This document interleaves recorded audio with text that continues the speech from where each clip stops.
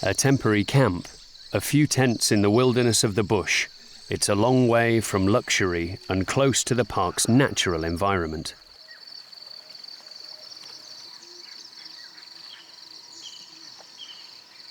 To attract more visitors, Gorongosa is opening up to private tourism.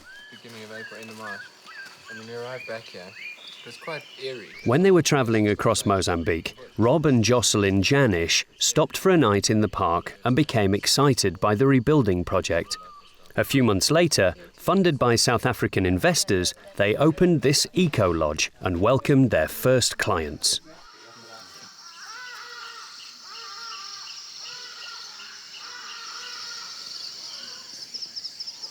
Soon, other private lodges will open in the park, with the objective of leaving the area untouched. Rob and Jocelyn are pioneers in Gorongosa.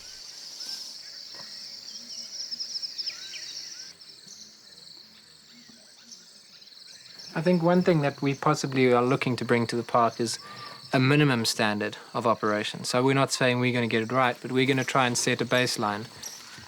And then hopefully, together with the new operators, we form an association and we continually improve those standards to the point where hopefully Gorongosa's private tourism operation, ecotourism offerings here are more responsible, they're more eco-friendly, they're more geared towards social development and enrichment of the local communities, they're more conservation-based than perhaps in other parks. And that's the exciting thing about Gorongosa, is that we can be part of a process and a story.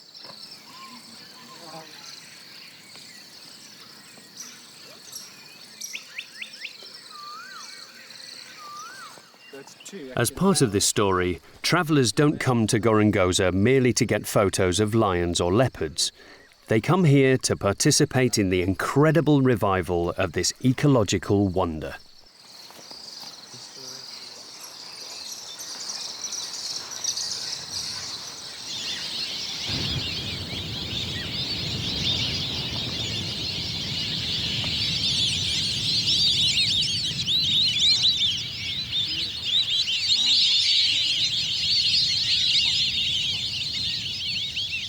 The further north you go, the less familiar people are with the idea of tourism and the more the journey becomes an adventure. In the province of Nyasa, the few visitors there experience real remoteness.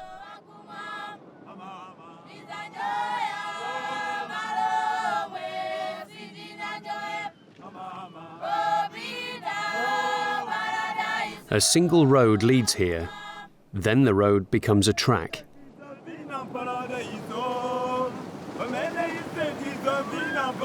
After a bumpy ride of several hours, the track comes to an end. From there, the journey continues on foot or by boat, following in the footsteps of Dr. Livingstone, who made his most difficult journey here 150 years ago. Then a boat ride along the shores of Lake Nyasa takes you even deeper into the wilderness.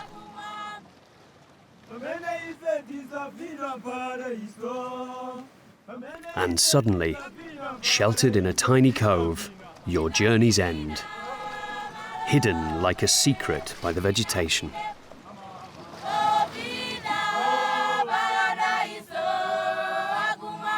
An eco-lodge so discreetly nestled into the shore that it appears to have grown out of the forest and the lake.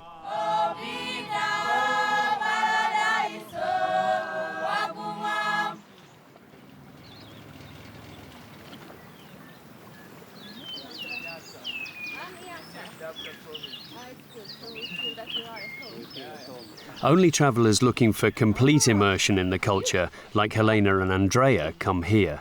Immersion with a touch of luxury. Right? Yeah. It's really big. Oh, look at this. It's beautiful.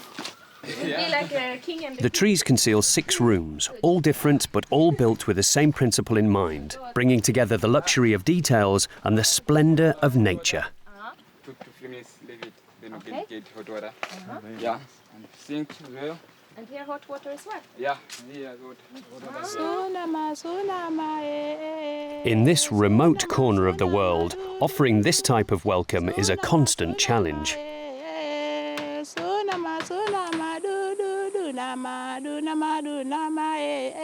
There's no electricity or infrastructure, and there are no shops nearby.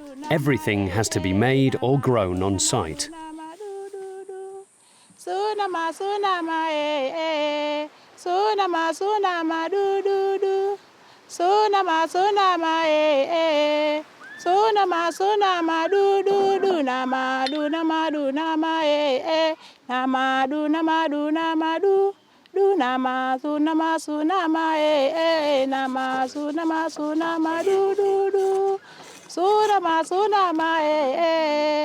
More than 50 people behind the scenes look after the well-being of a small handful of clients.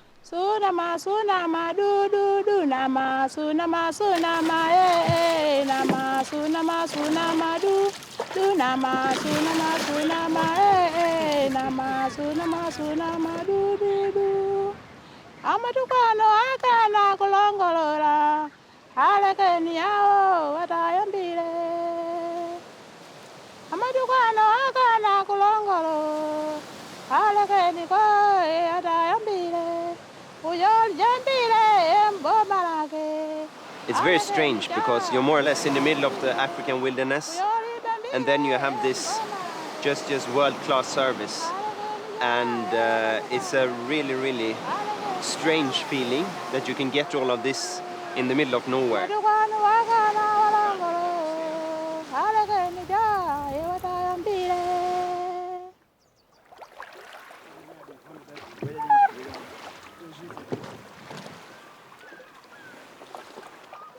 Unlike the Malawian shores of the lake that are peppered with hotels, the Mozambican side of the lake remains untouched.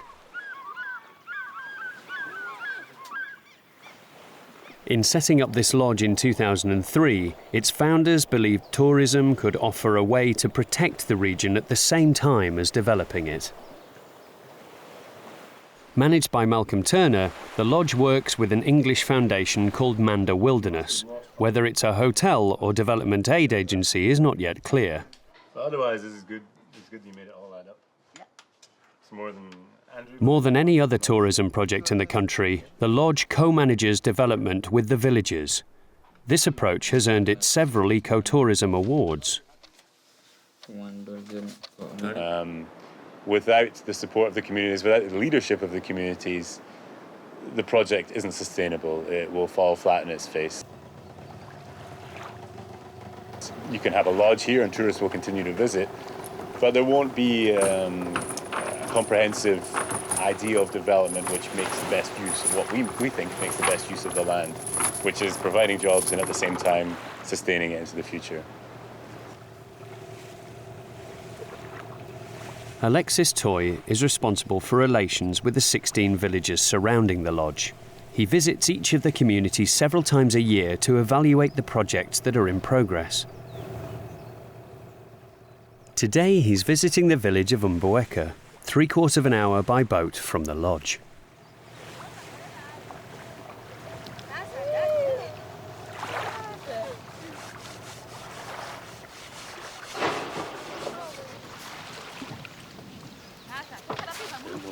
The meeting takes place under the mango tree in the garden of the chief, Fumo Matakuano Edward Sanjo.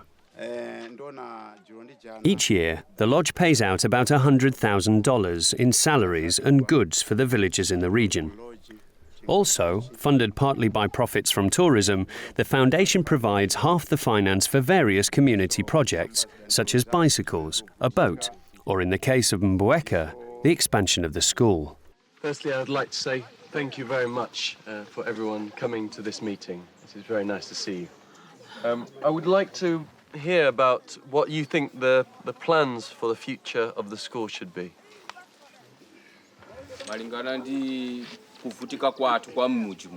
If possible, we need more classes in our school.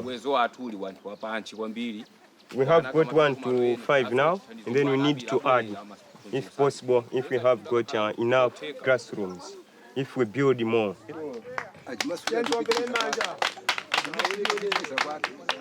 If they have 4 classrooms, is this enough to run Escola Primaria Completa?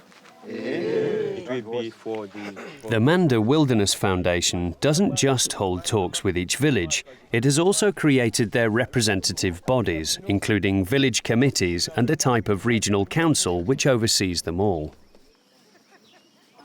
They learn the use of exercising their voices. So even if tourism fails, even if this idea of development fails, or the communities want to try a different mode of development, by involving them in the decision-making process throughout, by ensuring that they are organized, this means that they are in a strong position to defend their social, their economic, their political rights into the future with whatever development is decided upon, with whatever investment comes into the area. And hopefully we've helped set up a platform through Emoji, through this community association, that will allow them to do that, which will allow them to defend their rights. Thus, the 16 villages have managed to get the government in Maputo to recognise the property rights they have over their land. This is undoubtedly the first step towards it being officially recognised as a protected area.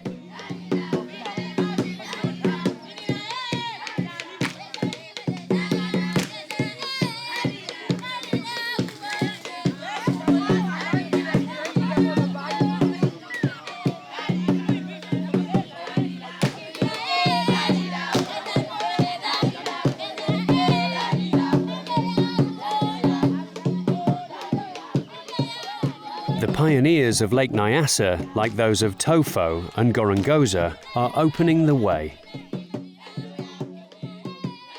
Using its natural resources, they're providing the country with the best opportunity for development.